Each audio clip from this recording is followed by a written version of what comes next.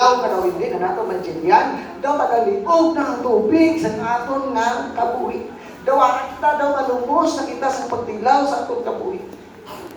Mga pamangkot kita kung isa pareho sining Ginoo, wala ka bala nagkabalatan. Nga malumos kami sa problema. Nadulang pinlanggang ko sa kabuhi, amo lang ko aw-ahaw.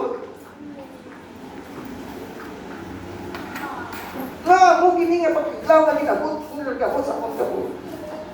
Do you think nalipay ang Ginoo maghatag sa inyo si pagkilaw nga hindi natin masarapan?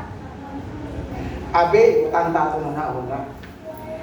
Kung kanap dito sa kayan nga ara mismo si Jesus dila upod sa inyong disipulo, papungkutaw lang kagalingon mo kung ano yung nakatabo to sa piyak na baruto nga upod ninyo nga nagkautaw-utaw nga wala dito si Kristo na upod sila.